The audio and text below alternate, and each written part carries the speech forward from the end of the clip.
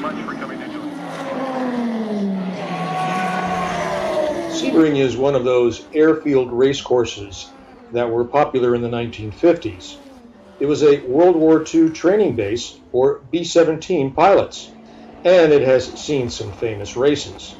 In 1963, Jim Hall brought his first Chaparral here, and Carroll Shelby brought a squad of Cobras funded with Ford corporate sponsorship. They did not do well, and Ferrari won for the sixth time. The race was in March, and by May 1963, Henry Ford II had sent his lieutenants to Italy to negotiate buying Ferrari, and everyone knows what happened there. In 1965, Jim Hall brought the Chaparral 2, and Carroll Shelby brought 4 Cobra Daytona Coupes, and the GT40 had an early outing. But the big news was the monsoon of a rainstorm that came in the late afternoon. Water flooded the course. Lap times were 19 minutes. The Chaparral won, but after they drilled holes in its floorboard to drain water.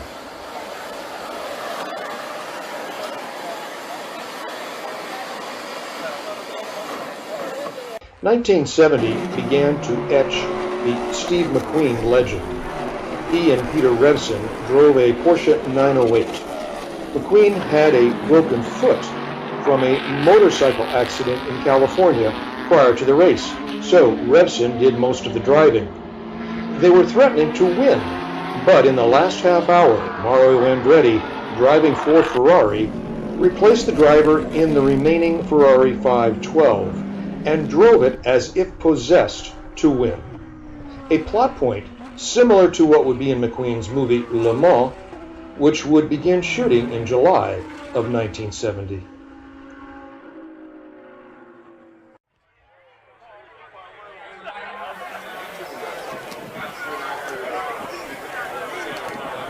Bill, and I've been coming here since 1972. The thing I love about Sebring is it's such a cool place, so historic, you know, World War II bombing or Flying Fortress base, you know, a lot of guys that were in the service, you know, when they left here, a lot of them never came back, so it's, you know, it's a little spiritual in that sense. The racing is just fantastic. The thing I remember probably the most about this crazy place was back in the early 80s. Everyone was drunk, but, you know, well behaved, so it was a...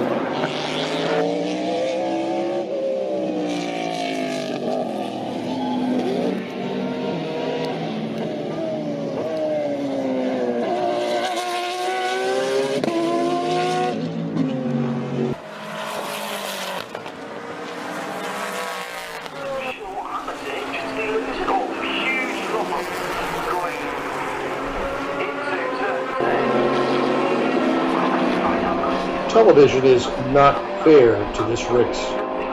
Hanging on a fence, watching the cars with a zen-like stare, they are so fast. Something that you don't see or appreciate in the quick narrative cutting of the TV broadcast.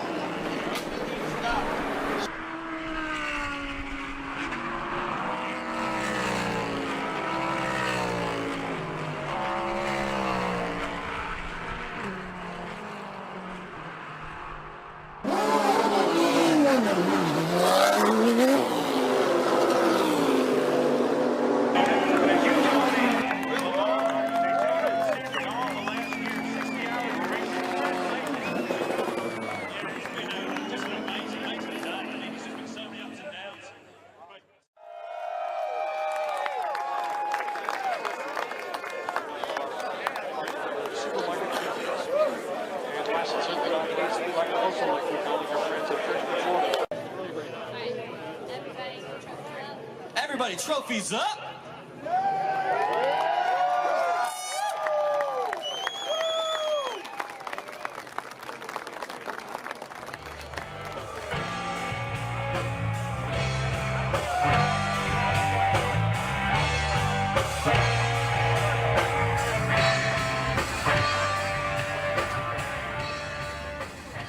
Sebring is more than a race. It's a throwback experience. No air-conditioned skyboxes, no fancy grandstand seats, cocktail service, it's do-it-yourself. Hotels are limited, but if you want to go that way, send me an email and I'll send you a list. But for the full-on Sebring experience, stay at the track.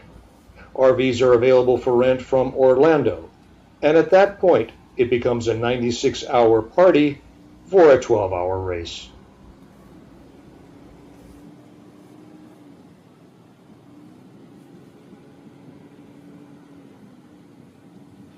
It was, it was just really crazy. And of course, the spring breakers, it all just, it just kind of was a momentum that,